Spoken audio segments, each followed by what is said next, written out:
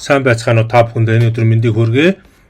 Өнөөдрийнхөө видео бичлэгээ та бүхэндээ C нэмэх програмчлалын хэлэн дээр хэрхэн тоон дарааллын нийлбэрийг олох талаар тайлбарлая. За тэгвэл бид нэр C нэмэх програмчлалын хэлэн дээр тоон дарааллын нийлбэрийг олохдоо эхлээд while давталтаар та бүхэндээ хэрхэн олох талаар тайлбарлая. За дараагийн цуврал хичээлээр do while давталтаар хэрхэн олохыг тайлбарлана, мөн for давталтаар хэрхэн олохыг тайлбарлана. За ингээд do while давталтаар бид нэр тоон дарааллын нийлбэрийг хэвлэхийн тулд эхлээд while давталтынхаа үндсэн хувьсгчуудыг зарлж хэрэгтэй болно.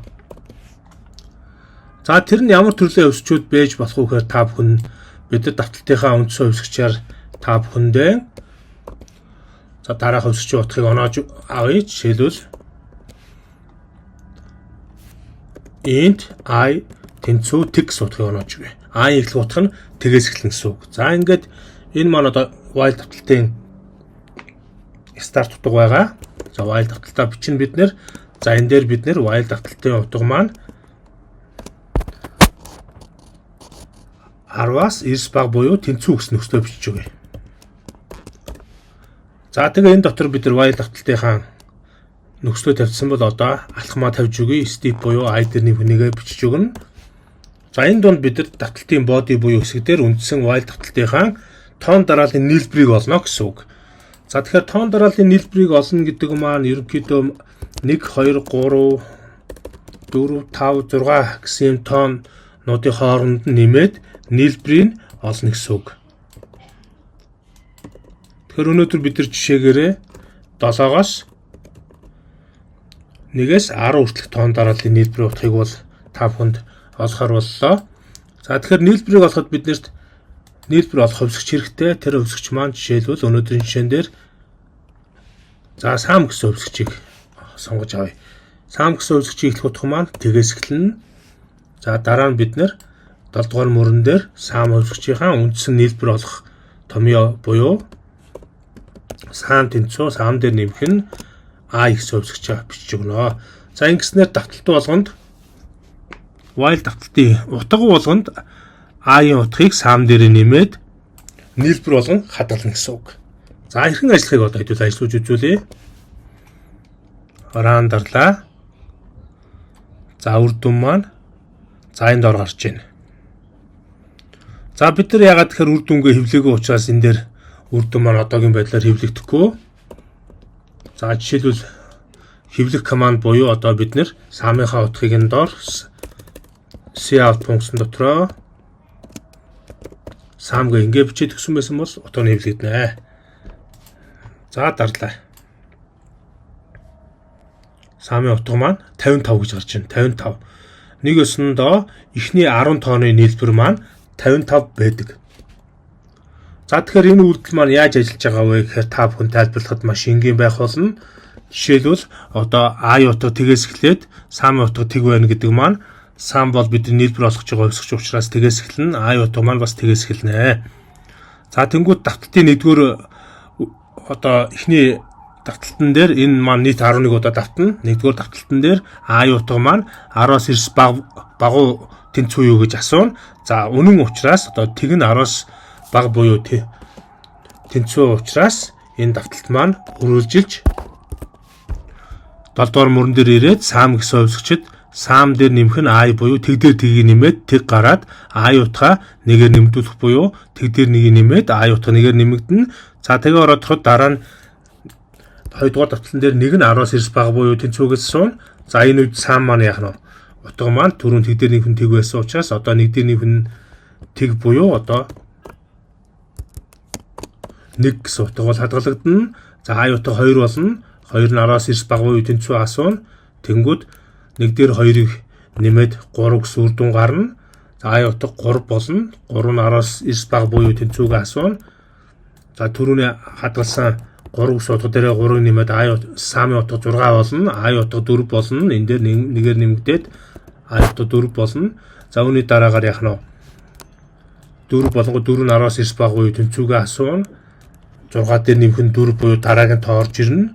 За гэх мэтчлэн ингэж 10 хүртэл давтаж хэвлэнэ гэсэн үг. За энэ давтаж байгаа утгыг та бүхэндээ ойлгомжтой байх үүднээс миний би маш энгийнээр одоо дотор нь энэ cout функцийг давталтынхаа утган дээр оруулж ирээд хэвлж үзүүлье. Яг нэгэнгүй нэмж байгааг. За тэгээд хэдүүлээ энэ дээр одоо яаж хэвлэх вэ гэхээр эхлээд ингэж хэвлэнэ. Самаасаа хасах нь I гэж бичиж өгнө. За дараа нь нэмэх тэмдэгээ тавина. Үүний дараагаар дахиад I утгаа тавиад давхар ажилтан дотор тэнцвүүгийн тэмдэгээ тавиад за тэгээд сам гэсэн утгаа хэвлэнэ. За хэдүүлээ ажиллаж үзье. За ажиллахад үр дүн маань ингэж ойлгомжгүй гарч ийн. За энийг бол мөр унгаж хэвлэе. За энэ дээр нь бид нэр мөр унгаах үйлдэл хийх ёстой байгаа хамгийн ард нь end line гэдэг мөр унгаах үйлдэлээ хийлээ. За ажиллууллаа.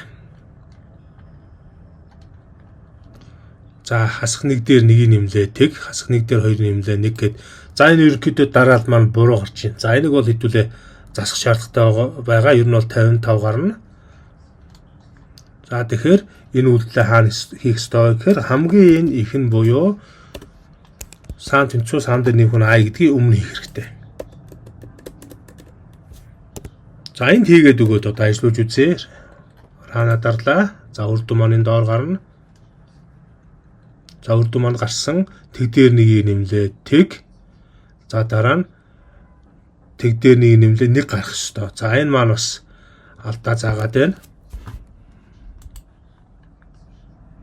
Сам дээр асах нь I. За энэ ингэж тавьж өгөхгүй болохоор нийлбэр маань ерөнхийдөө бол тэгээс утга маань буруу гардаг. Сам. За энийг одоо энийг завсар нь оруулж өгч хэвлэж үзье. Харaan дарлаа. За энэ дор утга маань хэвлэгдэн. За одоо зүг гарч байна. Тэг дээр нэг нэмлээ тэг, 0 дээр нэг нэмлээ 1, 1 дээр 2 нэмлээ 3, 3 дээр 3 нэмлээ 6, 6 дээр 4 нэмлээ 10, 10 дээр 5 нэмлээ 15, 15 дээр 6 нэмлээ 21. За 21 дээр 7 нэмлээ 28 гэх мэтчлэн 45 дээр 10 нэмлээ 55 гарна. За яагаад цаамаас тэмцүү энэ 7 дугаар мөрөн дээр байгаа сам нийлбэр олцоод 8 дугаар мөрөн дээр саамаас I хассан бэ гэхээр I хасахгүй болохоор энэ зөрүү гараа ивчдэг. Одоо хэдүүл ажиллаж үзье. I хасахгүй болохоор шууд арын нийлбэр үр дүн маань урдаа гарчдаг. Тэг дээр нэмлээ тэг, нэг дээр нэмлээ 1 гэдэг ингээ 3 дээр нэмэх нь 2 гэ гараад байгаа биз. Тийм учраас эндээс I хасаж утгыг нэгээр бууруулж гин гэсэн үг. За ингээд үндсэн үр дүн гарсны дараа яах вэ гэхээр бид нэг зүйлийг бодох хэрэгтэй. Энэ тоон гарсан үр дүнгийн маань энэ нэмэх тэмдэгний ард орж байгаа нь I утгууд байгаа. Тоон дараал та хэд маань сайн анзаарч хараарай. 0 1 2 3 4 5 6 7 8 9 10 гэд тоон дарааллын утгууд байгаа. Харин өмнө нь байгаа нь өмнөх нийлбэрийн утгуудыг хадгалсан байгаа учраас тэндээс I-ийн өөрийг хасаад тэгээ ингэж хэвлэж байна гэсэн үг. За ингэж бид нэр while давталтан дээр тоон дарааллын нийлбэрийг олох бодлогыг ингэж бодлоо. За энэ бодлогыг бод сурснаар бид нэр төрөл бүрийн тэгштгэл буюу одоо дараачийн жишээнүүдээр гарах одоо ийм тооны энийг хуваах нь энэ дээр нэмэх нэг гэсэн тоон дарааллын нийлбэрийг олно гэсэн үг.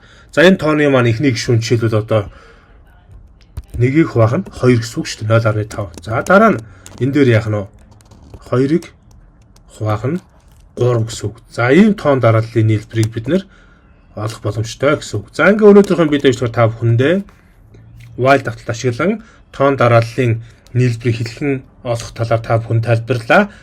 Танд манай бичлэг таалагдсан бол манай сувгийг subscribe хийж дагаараа, бичлэгийг манд дэмжиж комент, лайк дараараа, за мөн share хийж бусад туслаараа. Магадгүй танд энэ бичлэг таалагдсан бол сэтгэлийн бяцхан ханд өргөөрөө. За баяр таа.